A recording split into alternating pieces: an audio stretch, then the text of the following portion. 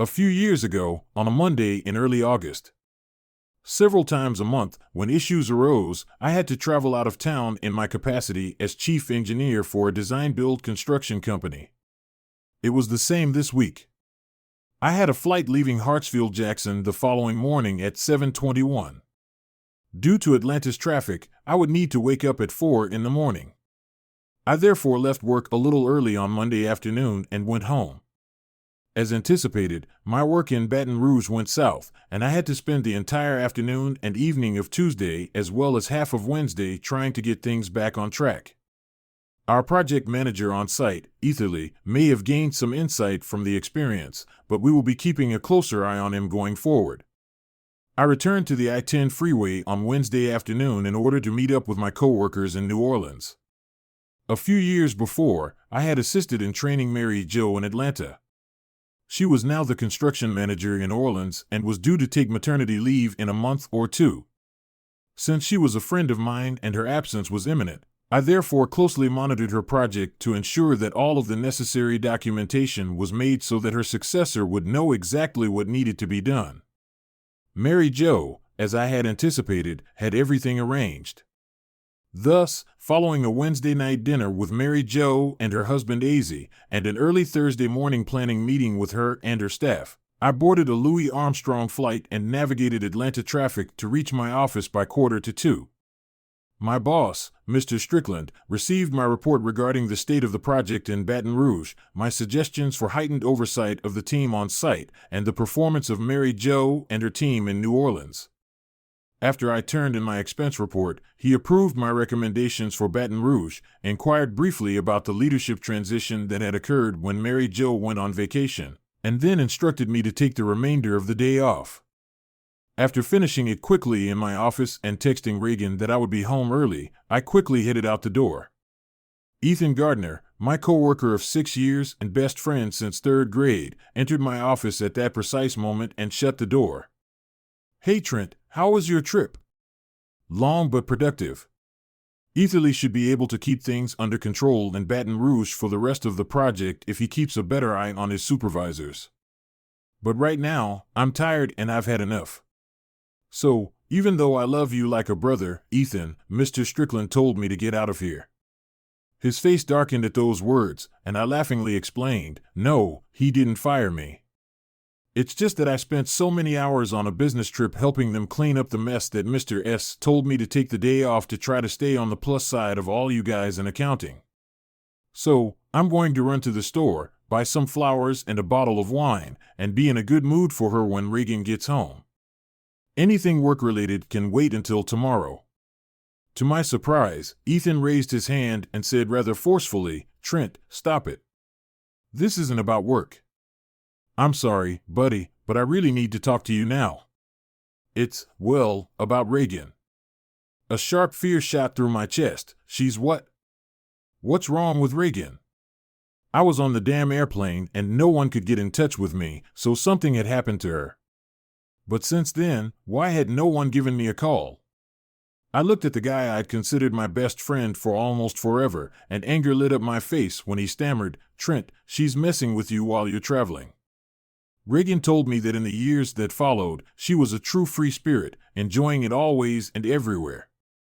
But when we got more serious and started talking about a life together, she put those days behind her, saw a therapist for a while, and decided to settle down and start a family. Even though she was with me, she still loved sex a lot, but she had definitely put her free days behind her. That's not funny, Ethan. It's not funny in the slightest, and I don't appreciate it. I think you better get out of here and seriously consider our friendship before you walk into my office again." His expression was sorrowful when he responded, "I know it's not funny, Trent, and I hate to tell you more than you might know, but I really think it's true. I found out about it from Jake Campbell, who found out about it from his friend Clay, who found out about it from his friend. Clay's friend was someone she was having fun with. From what she casually told him afterward, he wasn't the only one she was doing things with, which is why he didn't keep it a secret. It pissed him off that she was cheating on him. It couldn't be true, I knew, and I was so mad at Mark for falling for such a cheap joke that I was ready to rip his head off.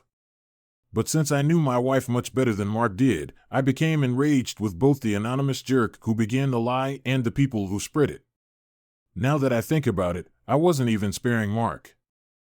I was even more incensed that my supposed best friend was assisting them in spreading it in this manner. Mark, I'm going to tell you this once, it's not true. Not one word of it. And if you ever, I'll beat the living daylights out of you if you ever repeat a single word of it. You'd better leave now before I decide to go ahead and do it anyhow. Mark weighed at least 150 pounds and stood 6 feet tall. Since he was always a typical nerd and skinny as a child, he knew that I could pull it off if I set my mind to it. He looked at the floor and slowly shook his head, as if the entire world rested on his shoulders. I could see the pain in his eyes as he raised his head to face me. Trent, I'm sorry. We've been best friends for a long time, so you know I would never want to hurt you. But I really think that by not telling you, you'll end up hurting a lot more. And, buddy, you know that I know you well enough to know that you would react exactly like this.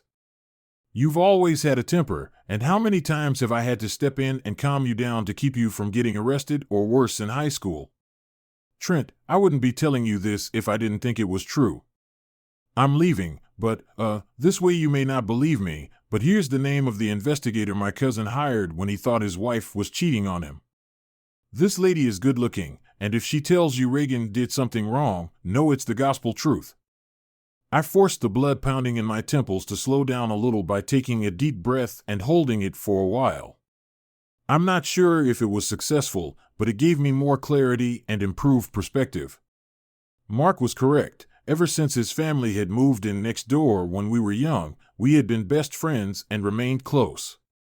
We were both intelligent. In the North Georgia mountains, I was salutatorian of my high school class and he finished second. But I was the flashy athlete who physically pulled us out of a few sticky situations when his efforts failed, and he was the cool-headed nerd who kept us out of trouble when he could. We attended different universities. I studied engineering at the Institute of Technology with a focus on construction management, while he studied accounting at UG.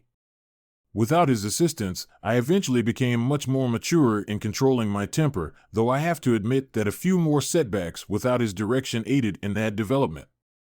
I told him how much I liked my firm and that there was a vacancy in the accounting department.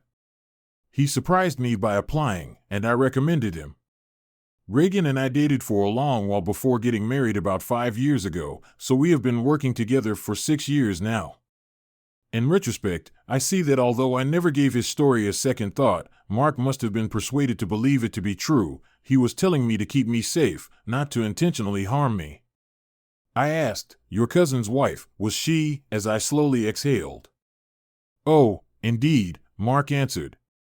"And Miss Hyo made inquiries about her and what happened to them." Mark scowled. He divorced her, but he still has to see her twice a week when they exchange children. He loves those kids and will do anything to protect them. And that's a damn good thing because he hates her so much he'd probably have destroyed her by now and happily gone to death row otherwise. I'm so sorry, man. He picked up the phone and then left my office, shutting the door behind him. I had time to reflect on his absurd charges and his remarks regarding his cousin by myself. I felt bad for the man who was abused by a woman he trusted and loved. I did, however, feel most sympathy for the children because I was ignorant of the situation. They were born into a mess. They did not choose their parents. Reagan and I were talking about our impending family expansion, which was the reason. If our chromosomes matched in the first 2 attempts, we were thinking of having 3 children, but if the genetic odds were in our favor, we wanted a boy and a girl. For a few minutes, I sat at the table and stared at the door, trying to gather my thoughts before getting ready and leaving. I tried not to think about anything Mark had said as I drove home to my wife. Regretfully, as I got on the highway to go home, the seed he had sown was festering and refusing to die. No, for a minute I didn't believe it. Even more than that, I was adamant about not believing it.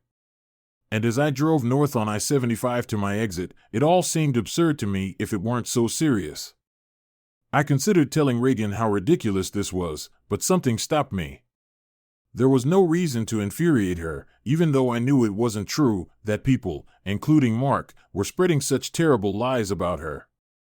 I didn't say anything after making a fast trip to the grocery store because Reagan threw herself into my arms as soon as I came from the garage into the kitchen.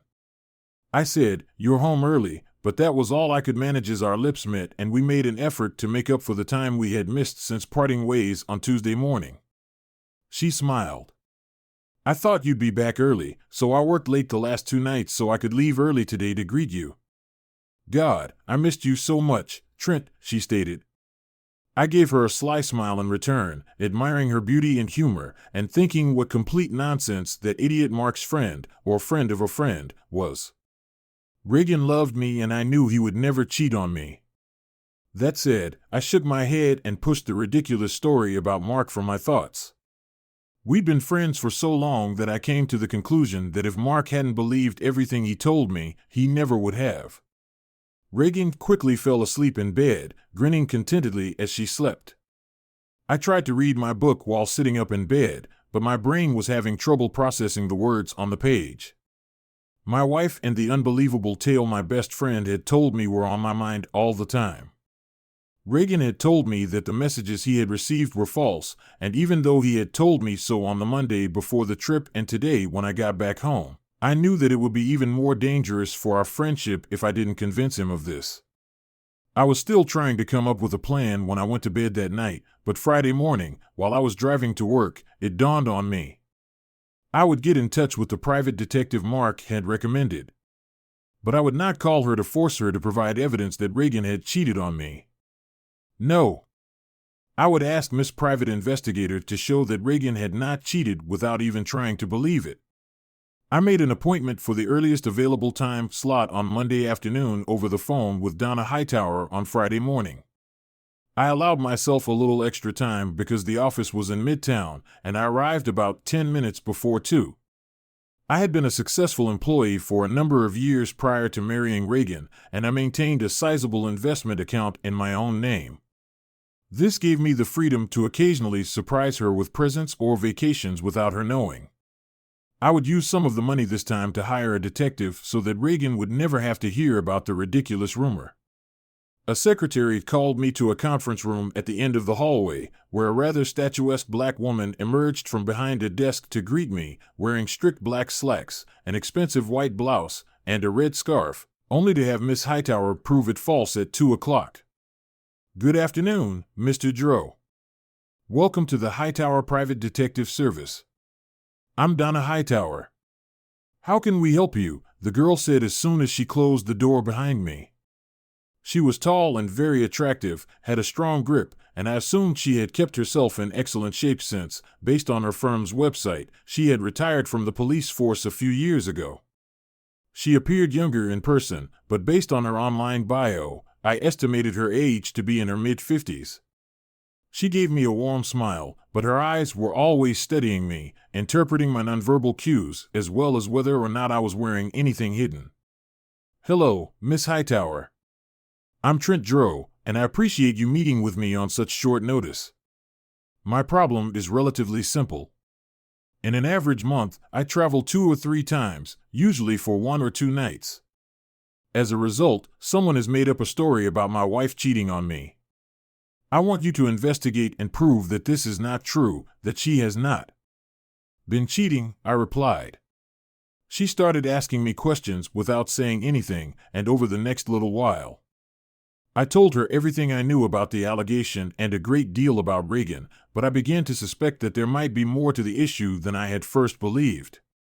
Her questions were perceptive. She asked several to get more information or to get clarification, and she made quick notes as she went along. She specifically inquired about Reagan's past sexual experiences, both before and after our relationship started. When she finally put down her pen and said, "Thank you for that information, Mr. Dro," I was devastated.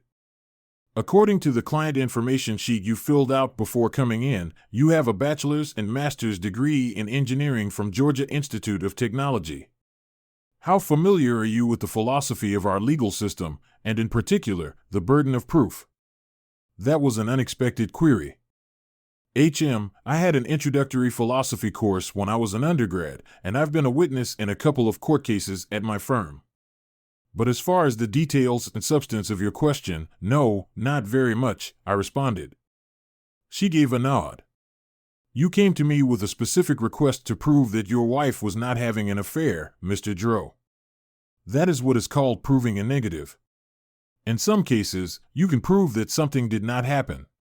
For example, a particular wine glass was never broken because it holds wine, and you can visually verify that it is in perfect condition with no cracks. That's easy. But what about a person? She paused for a moment before continuing. Let's see. I can prove that I didn't go out of town and rob a bank yesterday because I have a positive alibi to prove that I was here in town all day. But what about one day last week, last year, or even 10 years ago? You see, Mr. Dro, in most cases, there are no ironclad records for any significant period of time that can prove a negative. So, let's apply that to your case. I can have one of my investigators observe your wife for a week or even a month and tell you with reasonable certainty that she did not have, or, as the case may be, had, an affair during that time. But I cannot prove that she did not have an affair the day, week, or perhaps several years before our investigation began. For that reason, proving a negative doesn't work in your case, so the cloud of this silly accusation really will hang over her head forever, she said. I muttered to myself in the back of my mind, knowing that Miss Hyo was right. Perhaps, but if we watch her under the right circumstances and nothing happens, we can infer from her actions, which she will or will not take, that something is probably true. We will be able to say with certainty that she either did or did not walk away from you while being watched. And this will also allow us to find evidence of her past behaviors, if any. Most importantly, however, we will never be able to say with certainty that she never did. If that scenario works for you, Mr. Dro, we'll be happy to take your case. If not, we wish you well and good luck finding an honest man who will do what you ask, she said, revealing her point of view. Seeing where she was headed, I hired Hightower's private investigation service. After that, I spoke with one of Miss Hightower's investigators for a few more hours, answering more questions, completing a bio, and making plans for the appropriate situations she had mentioned. Reagan went to bed on Saturday night, and my circuit breaker in the basement panel board tripped. I had been working in the Atlanta office all week. Sunday morning I noticed nothing, but the house was noticeably hotter by the time we returned from church and lunch with some new members. Reagan voiced his complaints right away, so I promised to check the circuit breaker downstairs. I changed a couple of the circuits, but it didn't matter. After turning it on and off once more, I headed back upstairs. After checking and finding nothing amiss, I'm going to give the HVAC service a call. Please, if you don't, it's going to be too hot to sleep in there tonight. After calling our usual HVAC service provider, I entered their automated system and pressed through several menus, spending nearly 2 minutes on the line. I hung up after that. Hello, this is Trent JRO. We're having a problem with the air conditioning upstairs. How soon can you send someone over to check it out? I said as I dialed the number Donna had given me. Tomorrow morning at 10. Okay? Reagan intervened to hear the conclusion, saying, I think that'll do it. Thanks, see you then. It's too hot upstairs, so we'll be sleeping in the guest room tonight. It'll be like we're in a hotel room, she joked. Reagan's advice taken into account, I felt better than I had since Mark had given her the ridiculous accusation. Reagan could never have loved me more than he did, and still have done what that claim implied. Reagan made me take off the sheets and put them in the laundry when we woke up on Monday morning and headed to the shower. I worked from home on Monday morning and we scheduled a 10 o'clock meeting with the HVAC guy, a subcontractor that Hightower's private investigation service uses on a regular basis. After showing him around our home, I went downstairs to flip on the light and he went to work. He was done after an hour. They are motion activated and stay on for 5 minutes after the motion ends. They have a high fiber optic lens with a wide angle of view, so they can record anything you need with very little chance of being noticed, unless someone has a special reason to look for them. These babies will capture everything with quality good enough for legal purposes, but not good enough if you want to make any movies for your own or public consumption online. 3 in your bedroom, 1 in each of the other rooms, and 1 on the bathroom door. If anything happens within sight of any of them, it will record it. I thanked him and got to work after giving him the installation and 2 weeks' worth of rent. It was cold in the house when I got home, but I didn't feel cold, sweetie. There were some problems with the hotel job in Orlando, so I'll have to add it to this week's trip. I was already going to be in Tampa Tuesday night, but decided to visit Orlando as well. Loretta made arrangements with the airlines very quickly, so my flight from Orlando won't arrive until late Friday night. I'll try to change to an earlier flight if something is available, but Loretta said the chances of that are pretty slim. Reagan said, "I'm really sorry. I'm really going to miss you. Let us attempt to make some progress, even if it's just a small one," she said with a sly smile as she guided me to the family room couch. She said, "I love you, Trent." I answered, "I love you too, Reagan," and I meant it.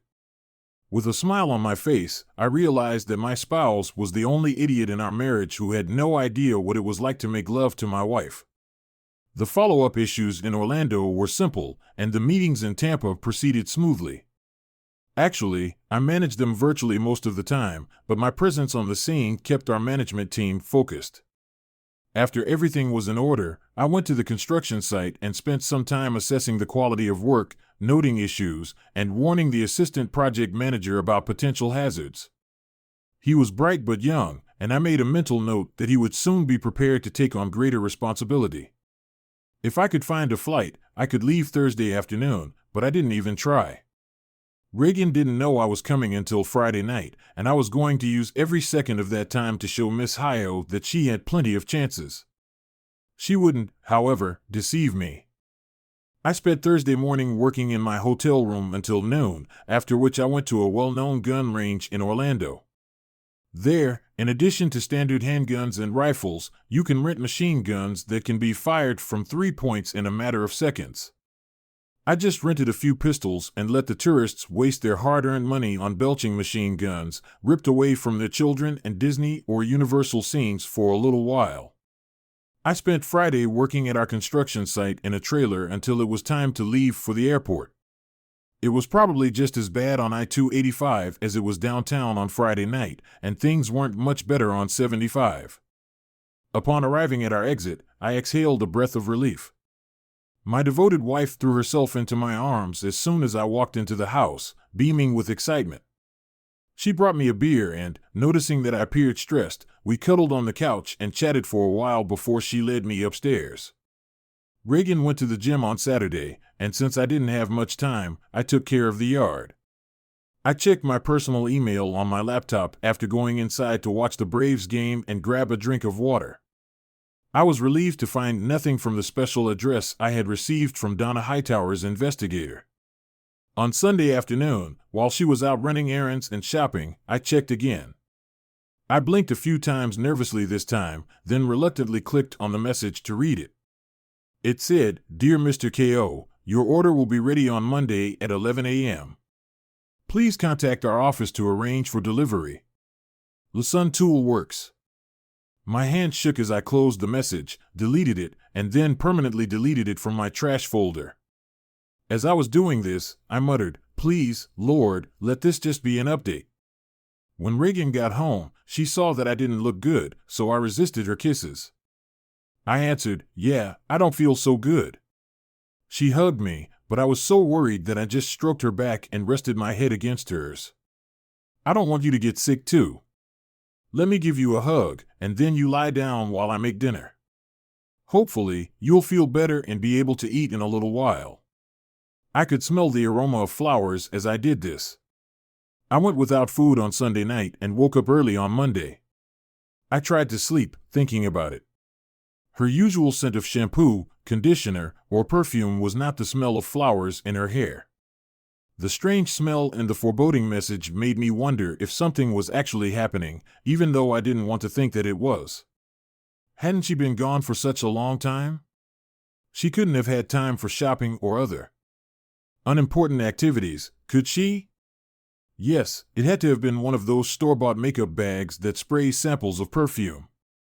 Monday morning, I confirmed the appointment and showed up at Miss Hightower's office shortly before 11 a.m. Miss Hightower greeted me once again as I was led into the same conference room as before.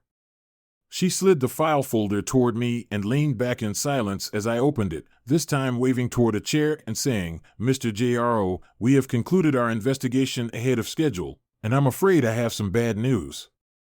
My world, which had always been so neat and organized, fell apart when I skipped the report and went straight to the pictures. In our bedroom, she was with a man. Another photo, which was still in our bedroom, came after this. "Wait, the guy in this picture doesn't look like the guy I see in the first one," I said. "Sorry, it's all in the report, but we documented her with 3 different guys in 4 encounters through Saturday, and yesterday afternoon we repeated the second encounter, this time at a private home." "What?" I said. She nodded, her expression serious, but she went shopping yesterday.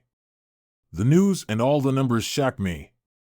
But she was going to the gym on Saturday," I muttered, still refusing to believe the facts that were plainly in front of me.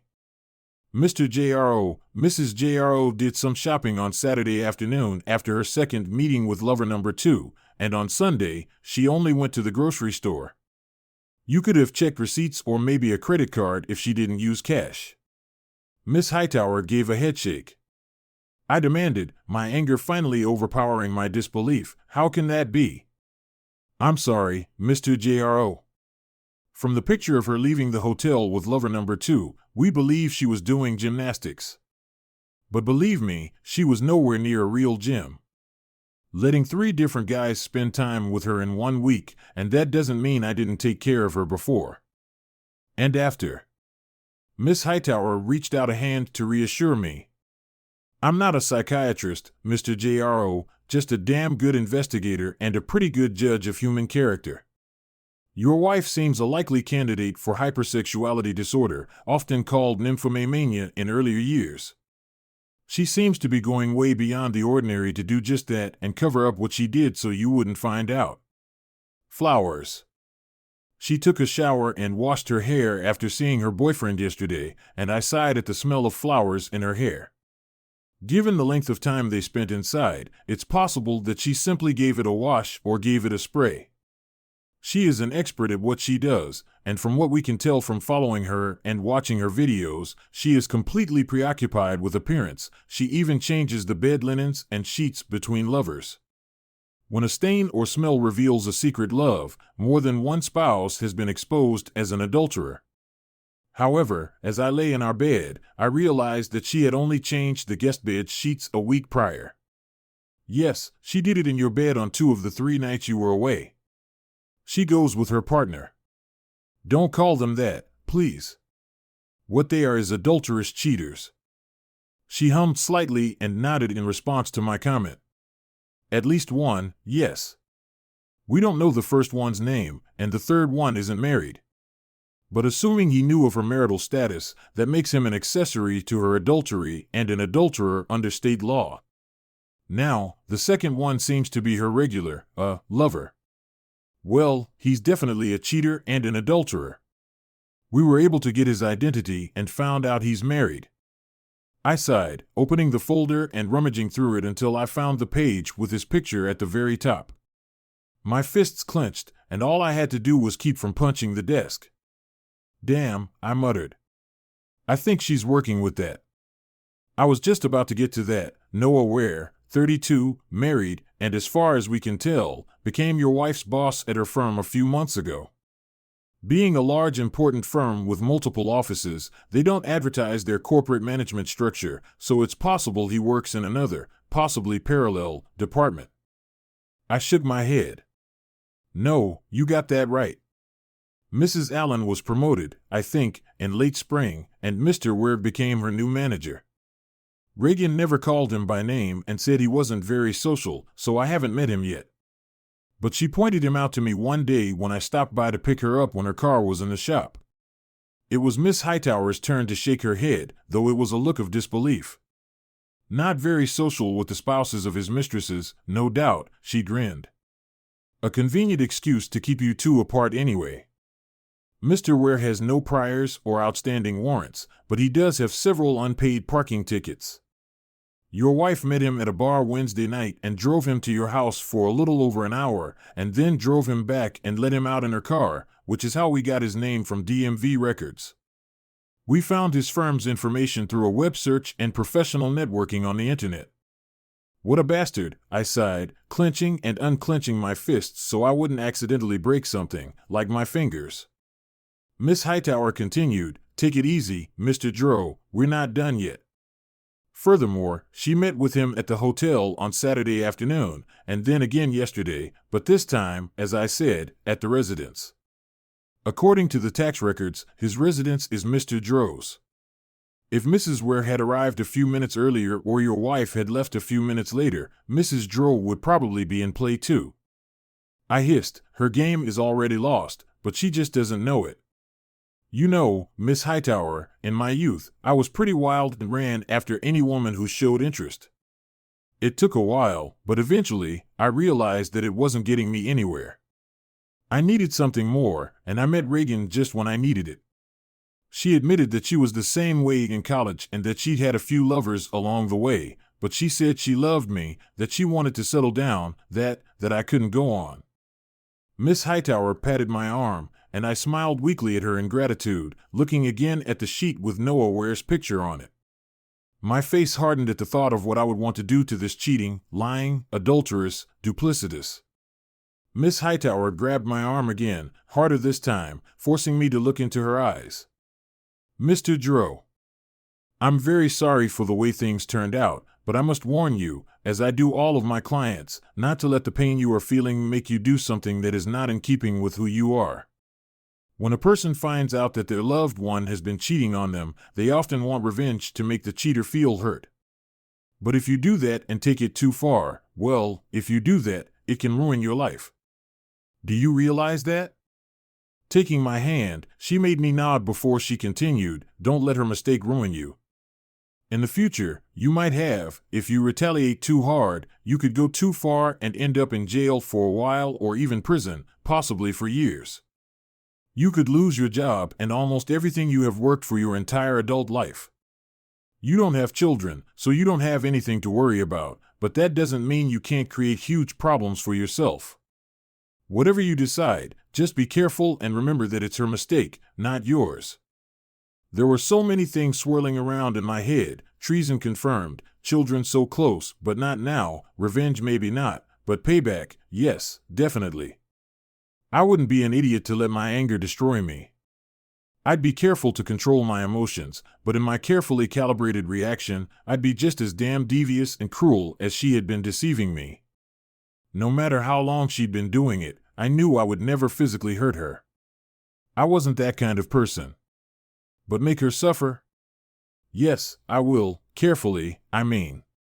But believe me, Miss Hightower, if that's the way my soon-to-be ex-wife wants it, any way she can get it, then that's the way it will be.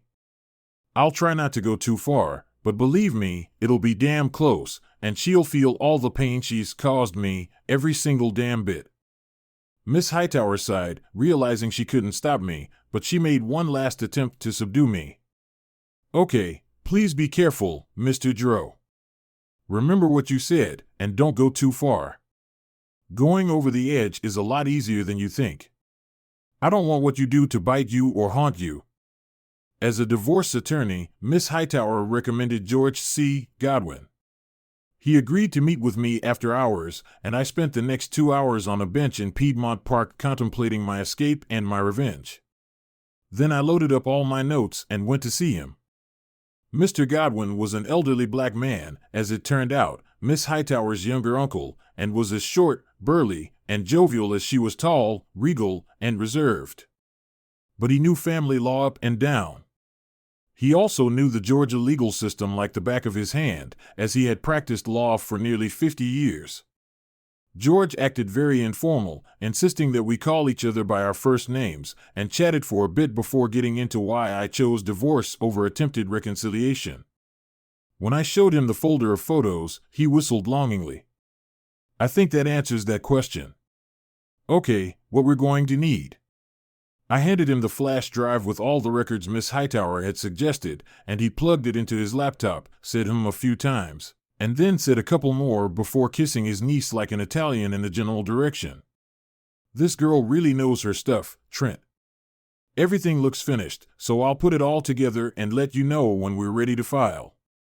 Can you do by next Monday? Oh, I can do it by then, but overtime will cost you. Do it, please. I then told him my plan, including an additional request. When I finished, his face expressed nothing. You have to be careful, Trent. Very careful.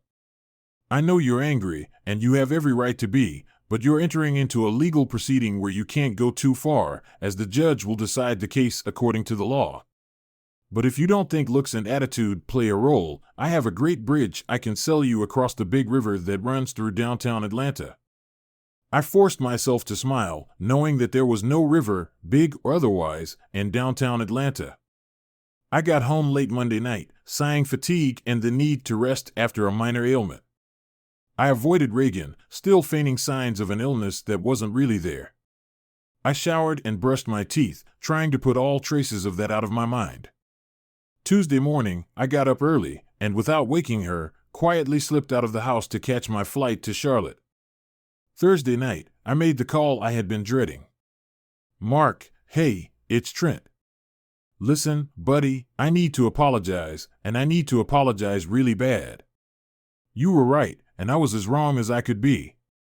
Mark, being the closest of my brothers, immediately forgave me and asked how he could help. I stayed home late Friday night and then complained that I was tired so she wouldn't even think about me. Saturday morning, I went to my parents' house to help my dad with a home problem project that was supposedly rescheduled for Sunday morning. I really wanted to tell him what was going on, but I knew I needed to wait until things settled down. Then the timing would be right, and it would be too late to miss something I shouldn't have, so I called Reagan late Saturday night to let her know. I wouldn't be home until the following afternoon. But when she answered, I got the distinct impression that she wasn't home and that she probably wasn't alone. I held my tongue, uttering a curt but completely fake love you before ending the conversation on Sunday afternoon while Reagan was out on the street, no doubt dating one of the lowlife bastards who'd engaged her. Mr. Godwin sent me a text. I quickly phoned him, and he confirmed that everything would be ready. The baith he hired agreed to serve the papers on Monday at 11 a.m., as per my special request, and send me a text message as soon as he met with her. I immediately excused myself from work and hit the road, leaving Reagan a note to say that I had some business at work and for her to call me at the office if she needed me. I drove to the office and spent the rest of the evening finalizing my plans. Reagan called twice that evening, and both times I told her that the case was dragging on and that I would be even later than I had told her before. I promised that I would leave early Monday morning, and we would spend the entire evening in bed together. That must have been what she wanted to hear because her miserable mood became light and cheerful, and she confessed her love to me before we finally ended the conversation. I was lying to her, of course, but given the web of lies and deceit she was weaving around me, I shook my head and said, "That's the kind of change, babe." Reincarnation is tough, she hissed when I got into bed with her late that night, which I knew would be the last time, but I didn't bother to wake her. After Reagan left for work, I walked through the house with a white piece of brightly colored painter's tape and stuck a piece on everything I owned or had owned before our marriage, anything that pertained to community property. I decided she would get as part of our settlement agreement or give to a thrift store. At 4 to 8 o'clock, Mark showed up, and a few more minutes later, the crew from the moving company arrived. I helped them get started, and then Mark took over supervision while I finished packing what I needed for the short term. Everything that was in the truck would go to the warehouse. Reagan didn't notice that I cleaned out my gun safe and took everything to my parents' house to put in my dad's safe. On Saturday, I was almost done and was about to leave, planning to leave the rest to Mark when Amy, Reagan's neighbor and friend, saw the truck and came out to ask if we were moving. Luckily, I got to her before she could look into the truck or see that I had piled a bunch of stuff in the back of my SUV in the garage. "Shoo," I said with a smirk, "I'm surprising Reagan with some new furniture in honor of our upcoming anniversary. 5 years next week." I'm clearing out some old furniture and some clutter from the house before they deliver it tonight. It's a surprise, and it's a little early because of their delivery schedule, so please don't mention it to her or anyone else until she tells you herself." She agreed, smiling, and went on her way. By noon, the news would likely spread throughout the neighborhood, so I was glad that X hour was already 11. I gave each of the movers a generous tip, then shook Mark's hand and thanked him before heading to the bank. I was there when they opened at 9 a.m. and withdrew half the money from our accounts in the form of a cashier's check. A few minutes later, I was at the credit union and deposited the cashier's check into a new account I had set up online. At 4 to 11 o'clock, I pulled into the parking lot of an office building in Sandy Springs and opened my laptop.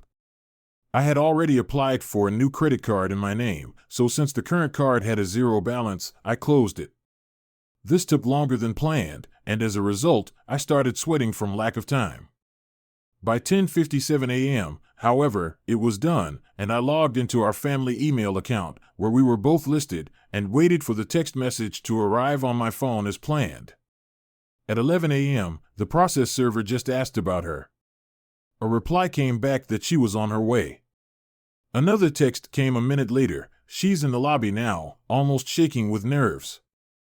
I uploaded the already prepared message to our email. I considered going to Reagan's work email and sending the version I'd written and really wanted to send from there, since I knew her password. But Donna's warning about going too far, and her uncle's confirmation that if I did what I wanted, I'd end up in very hot water with the judge, and maybe even in the pokey for a night, put an end to that idea for now. The message went out to several of our friends and family. It reported that something had happened between us, and that I had filed for divorce as a result. 3 photos were included in the file rather than attached, so they wouldn't be deleted from the message.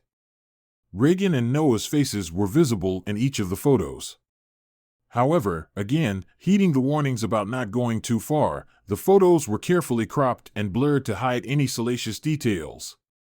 But it was quite obvious what was going on, and judging by the timestamp, when the second message, the one I really wanted to send, remained unused on the flash drive. Finally, the message was not sent to Reagan or Noah. There was no need to warn them of the impending storm. The message was ready and looked right, so I hit send. After making sure it sent correctly, I quickly logged out, closed my laptop, and put it under my chair. My phone rang at 11:30. It was Reagan, and I answered it. "Trent, what the hell is this?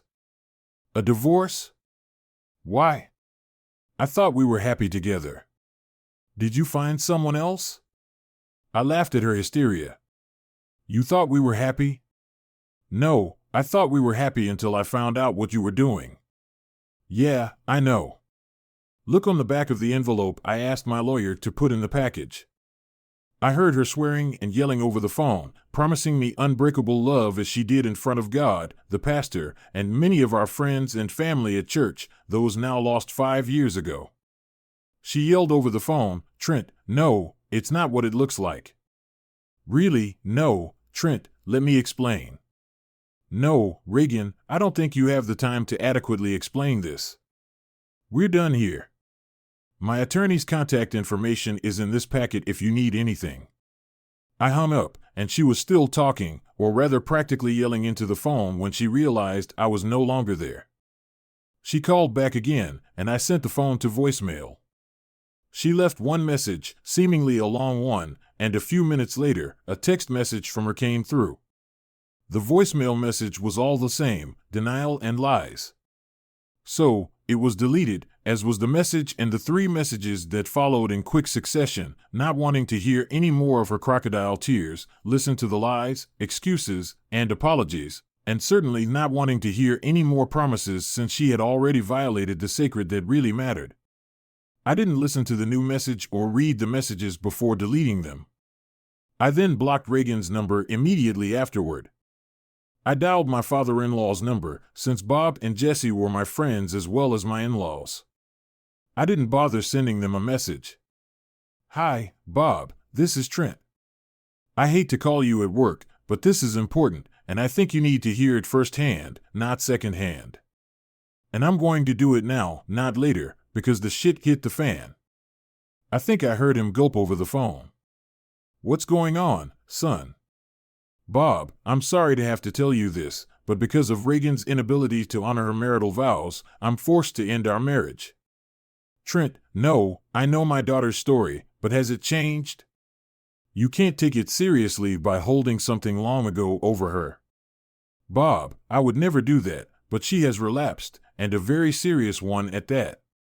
Not too long ago, 2 weeks ago when I was out of town, it was like she went crazy. I have the locations, dates, and times to prove it, as well as pictures and even video of some of it. It's been killing me since I found out, and I hate to tell you this, especially over the phone, but you should know that I'm not doing this because I want to, but because I can't trust her anymore, and I can't keep this up. So, I'm going to end this right now. The papers were filed this morning, and she's already received them." "No, I can't believe it." "She promised me she was already past this stage." There was desperation in his voice, utter denial. "She promised all of us, Bob, but apparently her promises weren't enough for her to keep them. If she had stayed true to them and to me, I would have loved her forever. You know that. But now it is too late, and the love I had for her has faded, dried up, and faded away. However, I still love you and your wife, and I don't want to hurt you, which is why I am telling you this directly and not by email." My soon-to-be ex-father-in-law expressed deep regret for what his daughter had done to us as a couple, as well as to his family and me as friends. With regret in his voice, we said goodbye. I quickly called Chess, but the call went to voicemail. I suspected Bob had her phone on speed dial, so I left a short message. It was now 11:16 a.m., and I proceeded with the only part of my plan that I had any doubts about. If I did this part, I would hurt a stranger who probably didn't deserve it. But if I didn't, I might end up getting hurt even more. So, I put on sunglasses, a baseball cap, and a lanyard with a laminated ID for a delivery company that, to my knowledge, doesn't exist, but with Mark's phone number at the bottom. He knew to answer Sunshine Process serving to all calls he didn't recognize between 11 and 11:30 a.m. I popped some gum in my mouth and walked into the building. At the security desk, I said, "Hi, TCJRO from Sunshine Couriers and Process Serving. I have a special package for Mrs. Melissa Wolliver." The guard frowned. "Such packages should go to the receiving center on the lower level." "No, that's not what the courts say," I said, doing my best imitation of Chevy Chase from the old movie Fletch. "Special service requires a photo ID and a personal signature. It's usually best done quietly, but we can make a scene if you want, and I'll end up having to run all over town to track her down, which will end up getting her in even more trouble." "No, wait," the guard said. "What do you want?" "I go to her firm, meet her in the lobby, ID her, and get her signature in 5 minutes. I'm out of here." "No hassle, no fuss," I replied. He nodded slowly. "To go upstairs, you must have a visitor's pass. I need to hold your ID while you have it. Got it?" I agreed, handing him my driver's license with some reluctance. He took it and handed me the pass. "Come back at once." "You'll get this back," he said, holding up my license, "when you return the badge to my hand. Got it?" I bowed my head to him, blew a small bubble, then turned and headed for the elevator. On the 3rd floor, a few minutes later, I walked up to the front desk at Melissa W.'s firm. The same conversation was waiting for me there. The girl behind the counter looked even more hesitant than the guard in the main lobby, but she pressed a button and summoned Mrs. Wolliver to the reception area. Noticing a trash can in the lobby, I threw away the gum and took off my baseball cap, putting it in the bag I passed off as my messenger briefcase. Fletch's identity was gone. Melissa Wolliver was very pretty, in her late 20s or 30s, with tan skin, dark brown hair, and dreamy brown eyes that made me think she had Hispanic blood in her ancestry. When she entered the firm's lobby, she had a concerned look on her face.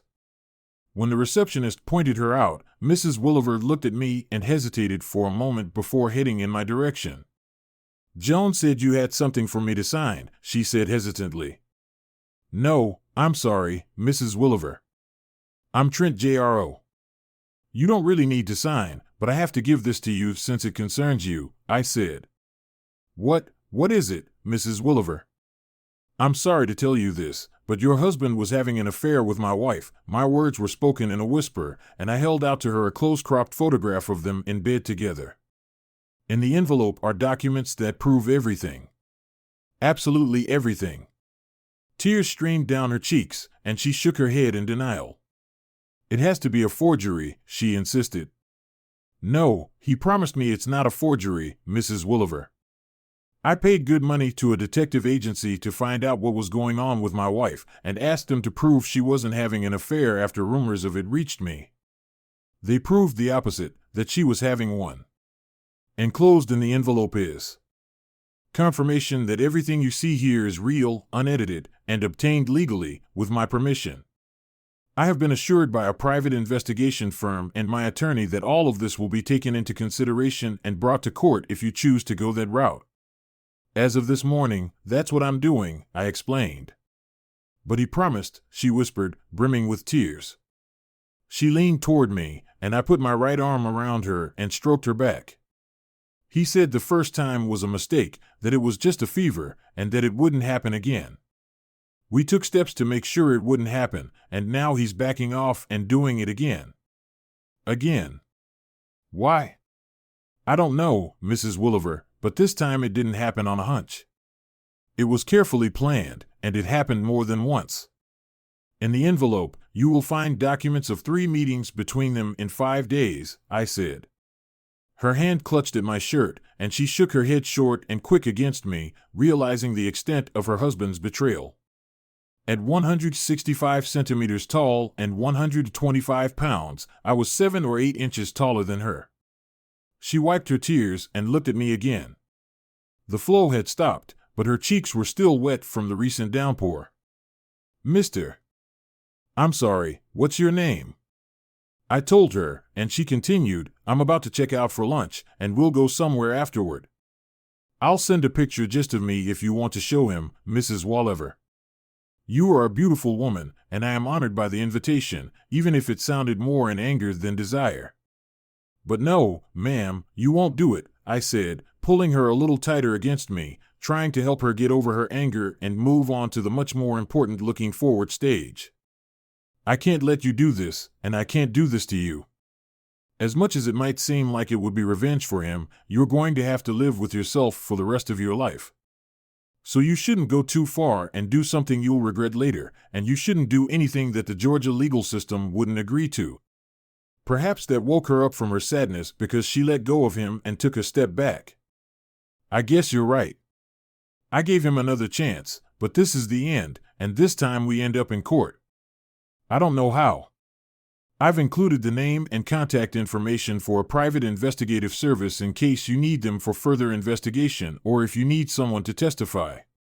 I've also included the name of the attorney they recommended. He seems like a nice guy and has been very responsive in handling my case so far. He filed the papers, and they were served this morning.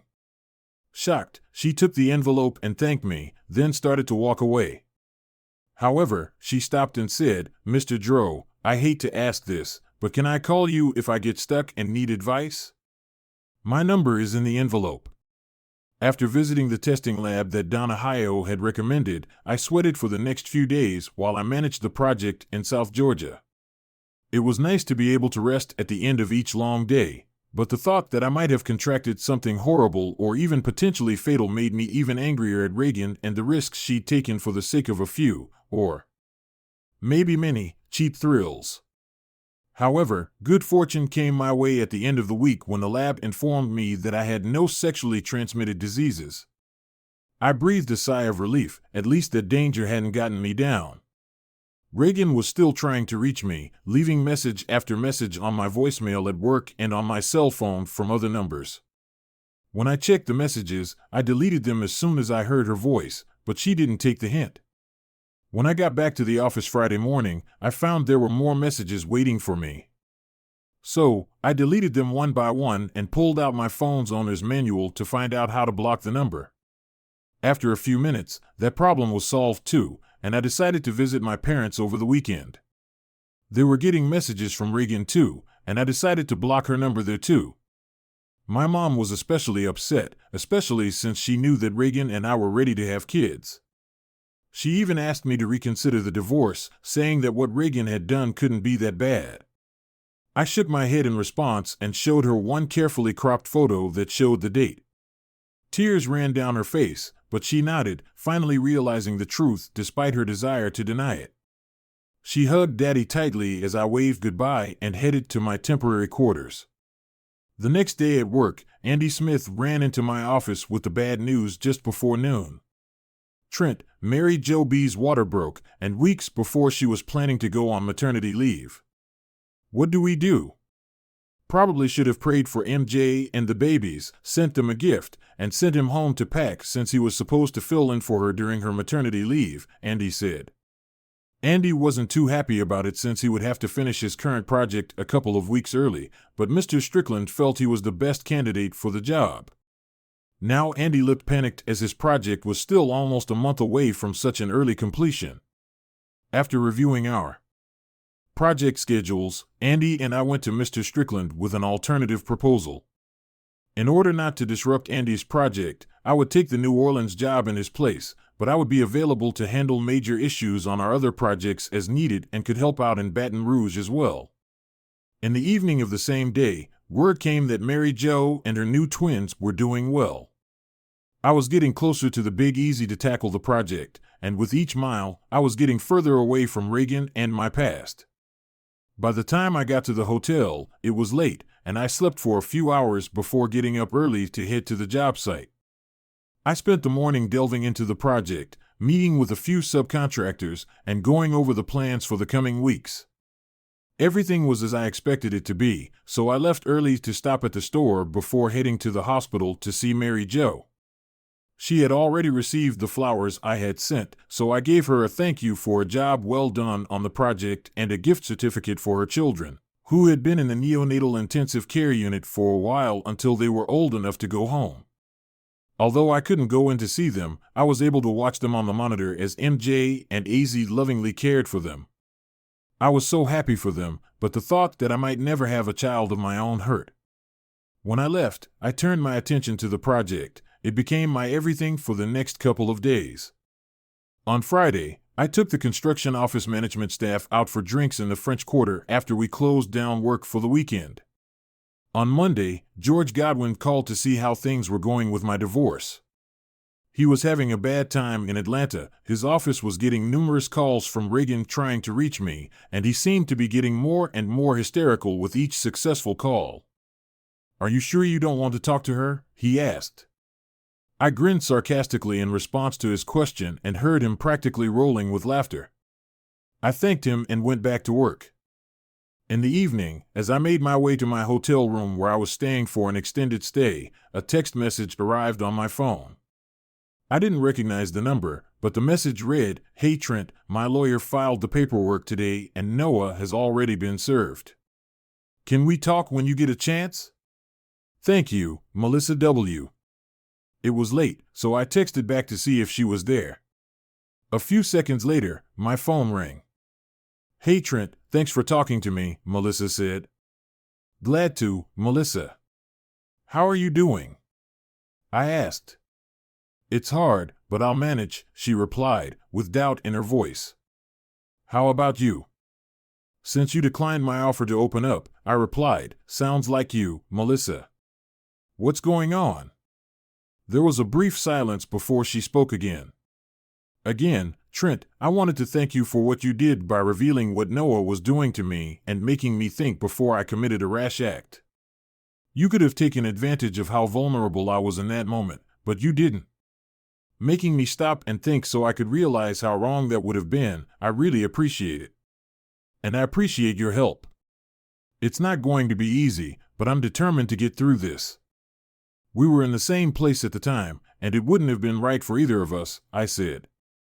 "I'm better now, at least a little better, including being away from her. And I'm glad to hear, if not hope, at least determination in your voice." "Definitely. I still have a long way to go, but it's definitely better than it was," she said. "Good," I replied. I started to tell her that if she ever needed to talk, she could call me, but hesitated, unsure if her soon-to-be ex was a scumbag of the first magnitude, but he was one primarily for her, not me. I was just collateral damage to him when he took advantage of my ex's open invitation. But I still had plans for him as well, so I kept quiet, and we wished each other luck before saying goodbye. While the work in New Orleans was going well, at Mr. Strickland's behest, I continued to oversee the work in Baton Rouge, and I was often asked for advice on other projects. I soon felt that I was in Louisiana's Parliament, in a swamp, and up to my armpits in alligators. Part of the reason was George, who called a couple of weeks later and said, "Trent, there's news. Mrs. Dro's lawyer has asked the judge to schedule a consultation. If he does, you'll have to meet with her face-to-face here in Atlanta for at least a couple of sessions, maybe more. The judge will give you time, and you'll have to show up here in town, or the proceedings won't do you any good. What do you want me to do?" My blood boiled at the thought of them resorting to such tactics, but George had told me from the beginning that it was possible. When we applied, we provided minimal documentation of her infidelity. "You said we could hold on to the rest, as we wouldn't need them. Now we might need them. What happens if the judge sees that?" "We'll have to give them to her lawyer, but Judge Johnson might agree to cancel the request if he has no desire to see them," George replied. "Then warn him first, and do it a week later." Reagan's request for counseling was denied, although according to George, Judge Johnson hinted that she might seek counseling for her own sexual addiction problem. And that was one crocodile out of the swamp. For the next few months, while Reagan and her attorney fought in the Georgia court, I kept a low profile, hoping Reagan hadn't hired someone to find me or maybe take me out just in case. I had George redo my will and changed my life insurance policy to ensure she wouldn't get a dime if anything happened to me. However, once Mary Jo and Ossie's children were released from the hospital, I visited them a couple of times for dinner and even babysat one evening so the lovebirds could get out of the house for some peace and quiet. The twins were quiet for the first few minutes after their parents left, but then they realized something was going on and let me have it with all four lungs. As much as I wanted children afterward, I prayed that if the Lord would allow me to have children, He would allow me to have them one at a time. To my surprise, I also heard from Melissa Woolivers several times.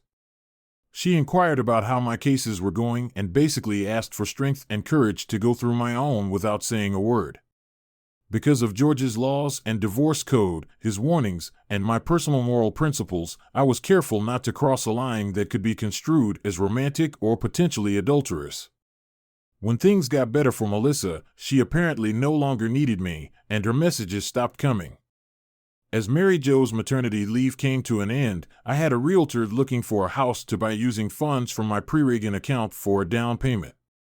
I bought a house in Dunwoody a few weeks before MJ returned after spending almost 3 months in an extended stay home at the company's expense. I was determined to feel more comfortable when I returned home and be able to get my belongings out of storage. The twins were doing well when Mary Jo's maternity leave ended, and she returned to work for the last few months of the project. After handing over the reins to her, I found myself going home with 3 regrets. The first was that since we currently had no other project in New Orleans, MJ would be leaving our firm to become a stay-at-home mom for a while. AZ, who had relatives in the area, had gotten an assistant professor position at Loyola, so this was not a surprise. However, MJ asked me to keep her in mind if we had another job in the New Orleans area in the near future, to which I readily agreed. Second, with my return to Atlanta, I was leaving my unofficial godchildren and what had become more frequent babysitting jobs for MJ and Ossie. The little ones had gotten used to me visiting and caring for them sometimes on weekends so their parents could go somewhere else, and I knew I would miss seeing them grow up.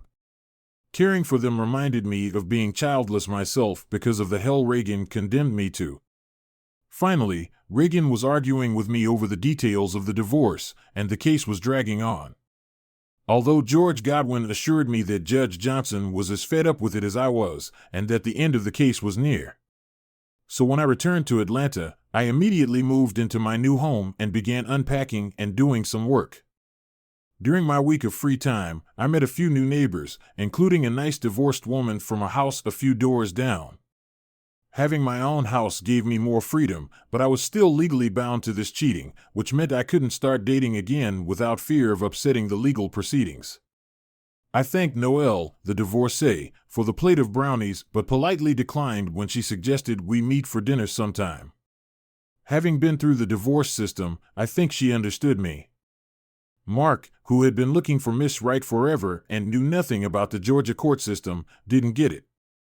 "So when are you going to go out again?" he asked one day at lunch, shortly after I returned to Atlanta. "When the judge says my divorce is final and I can be sure that romantic endeavors and any entertainment that might lead to them won't contribute a single penny to the settlement with Reagan," I replied. "Huh. So long, huh? So how's that evil doing?" he asked. "I don't know, and I'm not interested." "You know you still owe her a big one," I said, looking at my best friend and nodding. "I know, and she'll get it when the time comes. Every last bit of it." Judge Johnson had finally had enough of the stalling and wriggling out.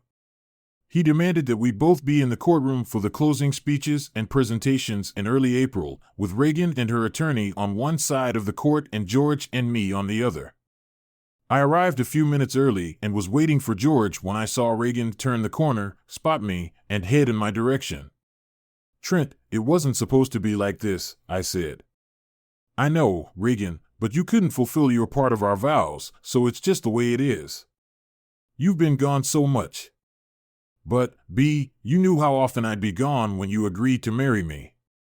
The 3 times during our time together when I exceeded that amount each time by a day, I used that time to more than make it up to you. Of course, I don't count the last trip to Tampa and Orlando for those 3 times, since you made up for it yourself with your boss and your other girlfriends while I was gone," she said, tears streaming down her face. "But I had needs, Reagan," I replied. Reagan noticed several people watching us and asked, "Can we go somewhere and talk about this?" "No, I don't see the need for that.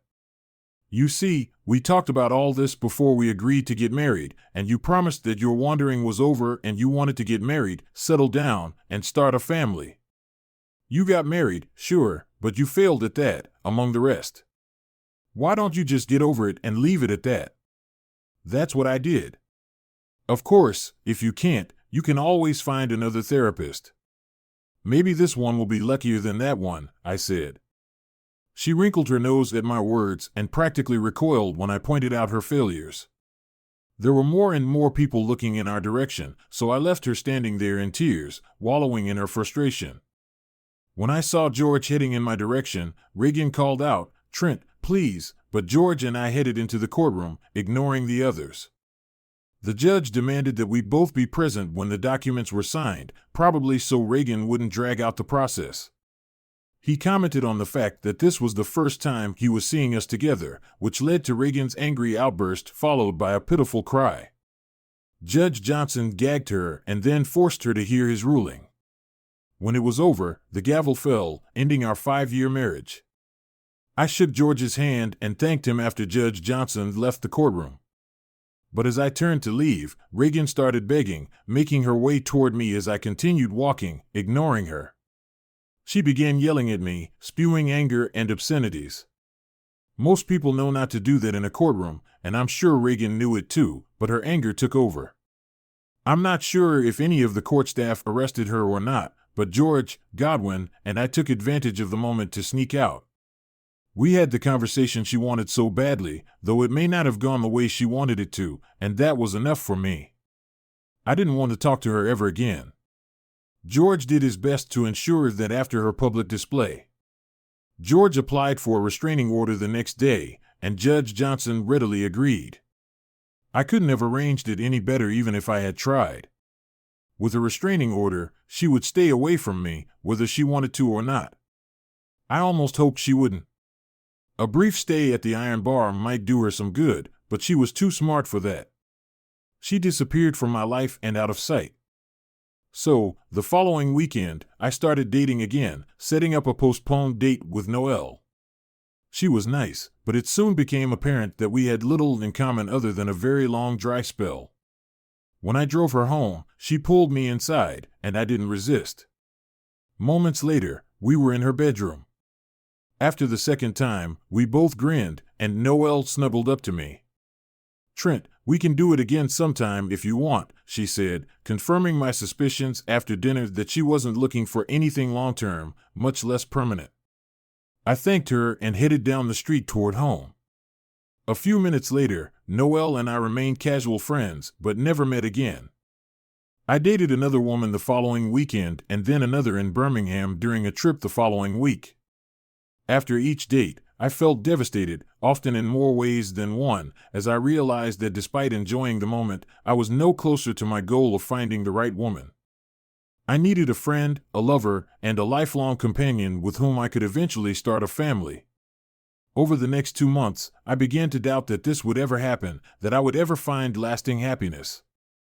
Nevertheless, short-term happiness was fairly frequent and quite enjoyable until Independence Day weekend when I visited my parents and watched my sister, her husband, and their 4 children. Mom, knowing me better than I realized, told me that day that I would probably never give her and Dad grandchildren if I didn't change something. "I know, Mom. I bought a house, and I'm fixing it up," I said. "Trent, a house isn't a home yet. A man and a good woman, not one of those you've been dating, can make it one if they work at it." "Son, you need to find a good woman," she advised. "I know that, Mom, and someday I will.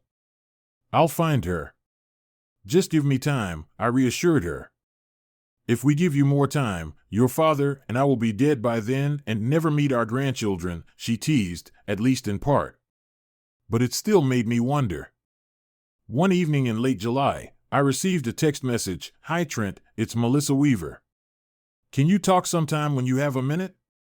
Honestly, I was surprised to hear from her again after all this time. I finished cleaning the paint sprayer and sent her a quick reply asking her to call me when she could. A few minutes later, she called. "Hey Trent, thanks for agreeing to talk to me." "No problem, Melissa. How are you doing? We haven't talked in a while." Which is partly why I was hesitant to send a message tonight. "I wasn't sure if, with everything that's happened, you'd want to talk to me again," she confessed. I laughed. "Unless you were actively involved in getting my ex-wife and your now ex-husband together, then I don't hold you responsible for what happened between them or the disaster they created. So, I have no reason not to talk to you." "Good, because I swear I had nothing to do with it."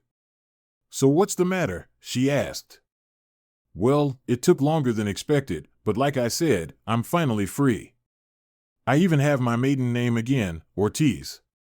And I wanted to thank you for your help. You opened my eyes to what the bastard was doing, provided me with evidence for free so I didn't have to spend money I couldn't afford to get it, and then gave me advice on what I needed to do. I went to another lawyer, but you helped me a lot, Trent, and I'm very grateful." "You're welcome. So don't think about it anymore, okay?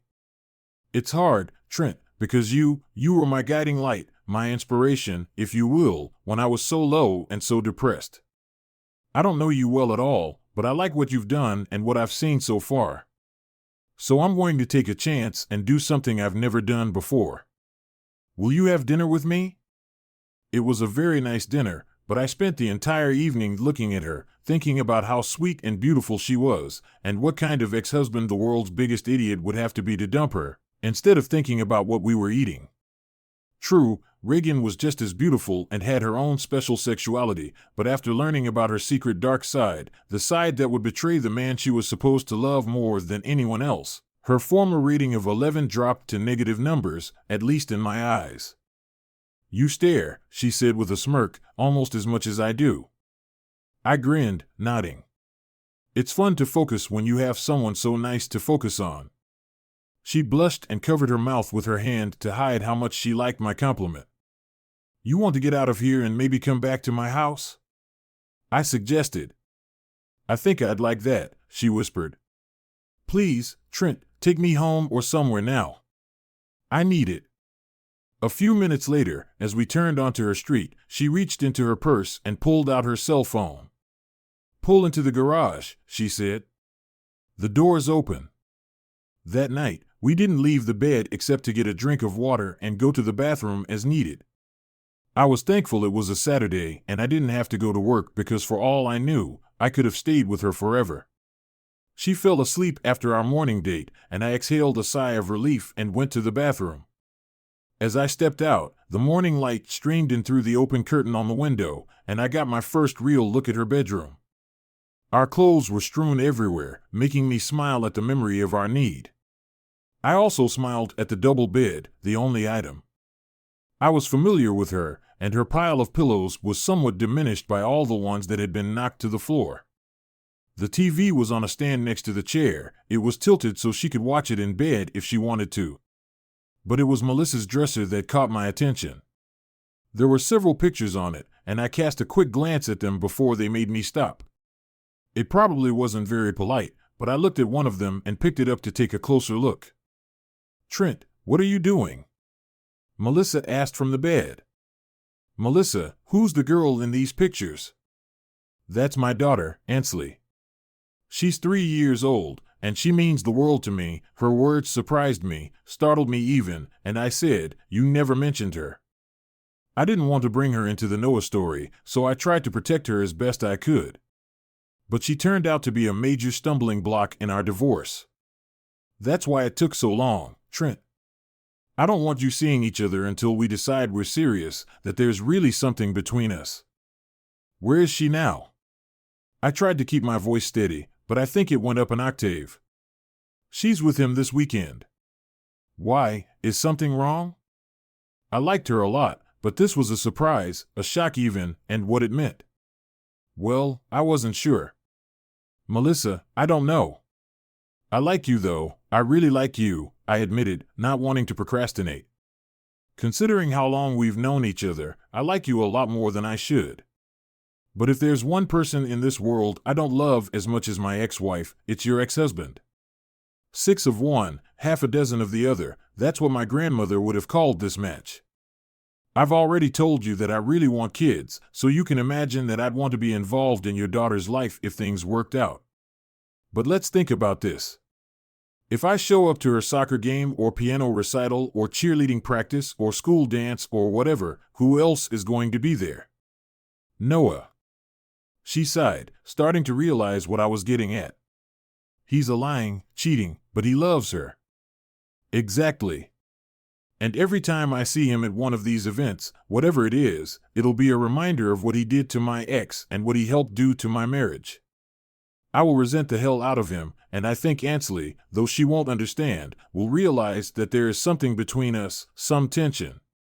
Eventually, she would start resenting me for it, Melissa, which would hurt any relationship I have with her, and in turn, hurt our relationship, yours and mine.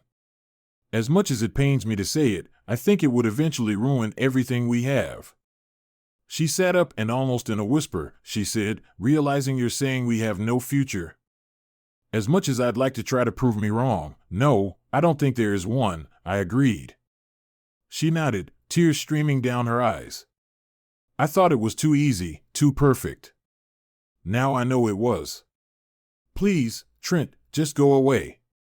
She touched her phone a couple of times and added, the garage door will be open for you. She fell back on the bed and pulled the sheet over herself as she cried. I grabbed my clothes and dressed in the hallway on my way out, hating myself at every turn, almost as much as I hated her ex-husband. It hurt, but in my heart, I knew it was true. Later that day, I went to my parents' house. I gave them the short, concise version, but they both knew that I was saying more than I was and that what I was feeling was hurting me a lot more than I wanted to admit. Mom tried to get more out of me, but I shook my head and told her it would never work. Mom, being mom, gave me a motherly hug, stroked my back, and told me everything would be okay. As much as I wanted to believe it, I didn't see it at the time. On Sunday, we met my sister and her family for lunch after church. There was a long wait for a table at the restaurant, so she pulled me aside and made me lay it out straight. She was 2 years older than me and had helped me through several failed crushes when I was in high school, so I opened up and told her almost everything, but without any bedroom action, although I suspect she had a hunch about it, I realize. It's not going to be easy, she said later, but I think you can do it if you try and realize you really love her. One date doesn't tell you much, and if you had more, you might realize that there's not as much in it as you think. But it might also prove to you that there is, and that fighting for it is worth it if you want it. Thanks, sis, and you're right. One date doesn't say it all, but it told me enough to realize that it would hurt a lot more to get close to her and then see it doomed to fail because of the past. Listen, little brother, you won't know that for sure until you try. I nodded and agreed to think about it. After that, our table was set, and we didn't talk about it again, but the subject stayed in my head throughout the trip home and the days that followed. Mark understood me better than anyone else and agreed with my thoughts on the subject, but it was on the drive home, after a trip to a factory near Orange, that I started to think about it. Considering how lucky Mark was with women, was it such a good thing that he was agreeing with me? The following weekend, he set us up with a couple of women, we all had fun, and I didn't immediately put the thought out of my mind. During the divorce, Reagan wanted to keep our house as part of the settlement agreement, and I made George resist by forcing her to sell it since she couldn't afford the buyout without giving up a lot of other things she wanted. It was pretty petty and cruel, but I figured it was karma given the circumstances, and I didn't lose a minute of sleep over it. Since I didn't want to be outed, I also brought George in as my representative for the sale. He and Reagan's lawyer had known each other for a long time, so unlike Reagan and me, they were on good terms. George found out that Reagan was going to buy the condo. Sometime later, I heard a rumor that Reagan and Noah were getting married. Upon hearing this news, I immediately called George as it could affect my finances during our divorce proceedings. George argued to the judge that alimony was not due because Reagan was a cheater and I was the injured party, but the judge took our relative incomes into consideration and awarded her a small monthly amount for 5 years or until she remarried, whichever came first. I think that was the only point George lost in our settlement agreement, but even that amount was less than he predicted. If she really did remarry, I'll check it out and let you know if it's true, George said. Yeah, and if it's true, it just goes to show that some people never learn, I said, incredulous at the thought of them being together and what that would mean, even though it further confirmed my decision to end my relationship with Melissa. No, George laughed, it's what keeps me in business. I thought it gives me a choice. I thought about back at the beginning of the divorce, but never believed possible. After hearing about their wedding, I decided to contact a friend at Reagan's firm. Will Kleiner and I had known each other since college and met again when I started dating Reagan. I discovered that he worked at her firm in a different department. Reagan and I had met Will and his wife several times while we were dating and married, but Will and I hadn't seen each other since the divorce began. So, shortly thereafter, we met for lunch when I wasn't traveling. When I told him what had happened, Will replied, "That's terrible, Trent. I heard that Will ever asked to be transferred to another department. It all makes sense now. They're avoiding conflict with our HR department. So, do you guys have an official policy on this sort of thing? I hate to ask this, but do you think you can get me a copy of that section of your personnel manual? Yes, just don't tell anyone where you got it." The following Saturday, I made a date, and we met Will and Lori Kleiner at a Braves game.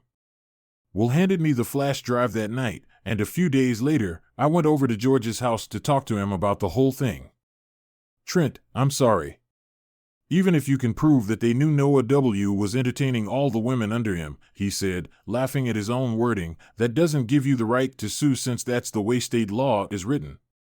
In an effort to make sex between willing partners a less dangerous crime, the state legislature got rid of alienation of affection in Georgia in '79, around the time I went off on my own. It prevents one partner from suing the other for attracting or distracting the other. That goes for the firms they work in as well. Damn. While I didn't care about the money, I hoped that financially penalizing the firm would make them penalize Noah and, with any luck, Reagan. He smiled. A lot of potential plaintiffs, upon learning that fact, have said that word or something worse. That means no one can sue them, except in a very limited number of cases where the firm was positively informed of what was going on and did nothing. In that case, someone taken advantage of by a serial abuser might be allowed to have their day in court. But the plaintiff's chances of winning a significant sum are severely limited, so much so that most lawyers worth their salt wouldn't touch such a case with a 10-foot pole. Either way, I sighed and repeated, "Damn." He laughed. "Hey, don't give up hope. Let's deal with the spousal support issue first, and we'll talk about the other options a little later." The next week, George was at the courthouse filing a new motion proving that Reagan had obtained a marriage license. George asked that spousal support payments be terminated because they were no longer necessary or appropriate under our divorce decree. Reagan's attorney, of course, strongly opposed this motion, and we had a suspicion that the marriage certificate had been filed far away from Atlanta so that we would not discover it and file the very same motion to discontinue alimony that George was now filing. Judge Johnson agreed with us, brushing aside Reagan's objections, and I was charged the monthly amount that had kept me in suspense ever since he had demanded it. However, when I brought up the second issue, George looked at me, shook his head, and jabbed his finger at me. Patience, Trent Pence. 6 months later, George Godwin called me, and we met for lunch a few days later. "Trent," I suggested, "you wait because newlyweds need time to get to know each other, and in a case like this with Noah moving to another department in the same firm, he's going to be very cautious for a while. He needs time to get his bearings and find a new trail. Just as the luster of a new marriage begins to fade from what you've told me and from what I've seen of guys like this in the past, I think it's a good time to run a check." It took 2 weeks, but Donna Hio and one of her investigators proved that just as tigers don't change stripes, leopards don't change spots, or whatever the old saying goes, serial cheaters don't stop cheating. Noah Weaver had struck up a relationship with one of his new subordinates. So George took the information, put it in a nice package, and went to one of his lawyer friends. "We don't want this to get back to you, Trent, because if whoever replaces Judge Johnson sees your involvement, Mr. Weaver will say, lose his job. In that case, Mrs. W. would be able to file for reinstatement of spousal support because of the effect your actions have had on her current spouse. I don't know how she would know that because I certainly won't tell her, and if anything happens to Noah's Ran, I suspect he won't tell her the real reason." George smirked, wiggling his finger in my direction. "Sneaky, sneaky." And it's true. George's friend, a lawyer, delivered the package to Noah's firm. Through my friend Will, I learned that Noah had been escorted out by security that same day, and there were rumors that he wouldn't be welcomed back. They say Reagan cried when she found out, asking why, but no one would say. "Take that," I said after the conversation ended. "If I keep this up, I risk turning into a bitter old man." Grinning to myself, I realized that was a risk I was willing to take. Not wanting to link my name to this in case Reagan found out about it and took it to a judge to try to get spousal support reinstated, I sent the package anonymously that same day. And the next evening, I got a call. "Trent," Melissa Ortiz yelled.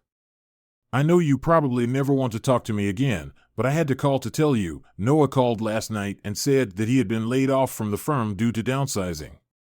He said that he was going to file for a reduction in child support because of it.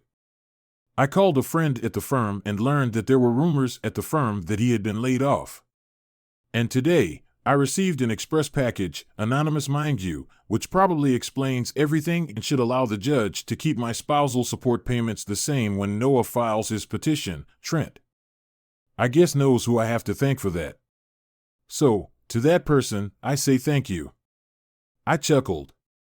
I think if you talk to the right person about it, they'd say you were very welcome if they were in a position to admit they did it. As for what was in the package, you might say that some people never learn. I'm assuming that Noah will sing the judge a sad song about his plight, and then when my lawyer gives the judge that information in response, I hope the judge throws those very words at him. For heaven's sake, he just got remarried. I wonder if he started fornicating so quickly when we got married. Melissa, don't think so. It's in the past, so keep it there. Just smile and enjoy life, okay? You deserve it. We said goodbye for what I suspected was the last time. At that, I smiled for the first time in a long, long time. I felt free. I'd been through the ordeal, I'd survived, and while some might disagree, I'd returned as much hell and heartache as Reagan and Noah had put me through, going as far as I dared but not too far, while she was probably cheating again too. I had helped Reagan end up in a much worse financial situation, in an apartment instead of a nice house, and with a dysfunctional husband who paid alimony and child support through the nose. In addition, I knew she was in a relationship in which her spouse cheated on her regularly but didn't bother to tell her about it, just as she didn't tell me about what she did to me. I had tried to give her the best and make her happy, but now I suspected she had more worries than she could count. Yes, I had struck back at each of them, but I regretted nothing, not one thing. Moreover, as I went over what had happened in my mind, I realized that I no longer called them those derogatory names that were ever present in my mind. Having received retribution, I no longer thought of them or cared what they might think, and that realization led to the biggest smile of all. But the smile was short-lived because over the next few weeks, I made another discovery, the hardest of all. As much as I thought I had leveled with Reagan and Noah, to my surprise, I discovered that they still had power over me. When I thought I might have a chance at happiness with Melissa, I gave up that chance because of the memories of what my ex and Melissa's ex did, the awkwardness they caused me, and I'm sure her since then. I'd been on a few dates and had sex with many women, but after the raucous orgasm faded, I realized more and more clearly that I didn't care about any of it. Melissa, I finally realized, was still in the back of my mind, present in it as much as thoughts of Reagan and Noah. Even though I'd struck back and gotten my pound of flesh, I still wasn't free of them as long as I cared what they might think about anything. Not until I could look at them and laugh and say, "Look what you gave up and what I might get as a result. Thank you for being so stupid. Then I will truly be free." At that moment, it all became clear to me, and I realized exactly what I wanted to do. Picking up the phone, I looked through the recent calls and found the number she'd called from the day she'd gotten the file with Noah's latest adventures. I pressed the number to call back, and I hoped she would pick up. Moments later, she answered. "Hi, Melissa, this is Trent Dro. Can we talk? Trent, recently, you helped me again when you didn't have to." "I'm listening," she said. "Something came to me tonight, an epiphany if you will, and if I'm not too late and you'll let me, I'd like to talk to you about it, to see if there's any chance of making a difference."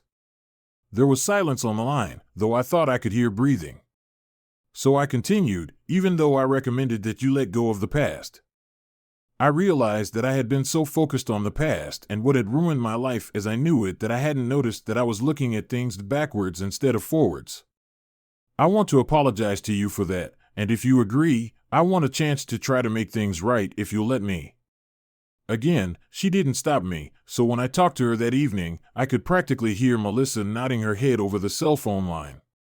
Assessing my words, to my relief, she wasn't dating anyone new, and to my surprise, she agreed to let us start over to see how things went and if we could eventually become as compatible as we had been that first wonderful night. We went on another first date the following weekend, with good and firmly stated intentions of not rushing things. But sometimes, things have their own ideas. She invited me in as I walked her to the front door. She took the glasses, and I poured the wine.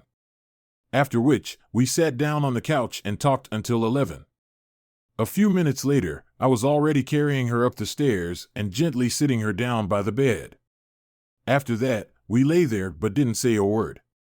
It was too soon, considering it was only our second first date, but in my heart, I hoped it would work out, and from the way she looked at me, I thought she might feel the same way. Although we encountered some difficulties in the months that followed, it turned out that we agreed with each other on far more important things than we had realized, and that many little things don't matter when two people love each other enough. Although I thought so after our second casual date, I liked her more and more with each meeting, and eventually, I admitted to myself that it really was much more than like almost from the start.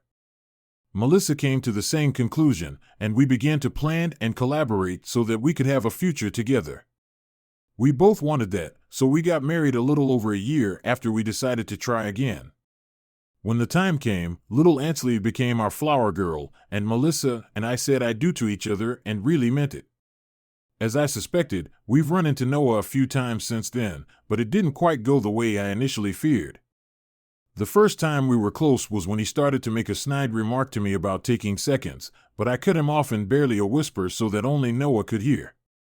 I said, "Noah, thank you so much for taking Reagan, the cheating, off my hands. If you think she'll be more loyal to you than to me, you're even stupider than I think you are. And thank you for making it possible for me to be with Melissa, the real woman you weren't smart enough to be faithful to and do everything in your power to keep. Believe me, I got the best part of the deal." He nearly choked and clenched his fists in anger before realizing I could have torn him apart if he had hit me. Recovering in time to save Ansley and myself from severe pain, he turned and went to his young daughter. He took her in his arms and kissed her, whispering something to her before putting her back down and saying good night to Melissa. A few months later, he told her that he was in the process of divorcing Reagan and finally realized that what I had said was true. When he started to suggest something, she abruptly interrupted him. "Too bad you didn't realize it until after it was too late, Noah. Don't ever mention it again."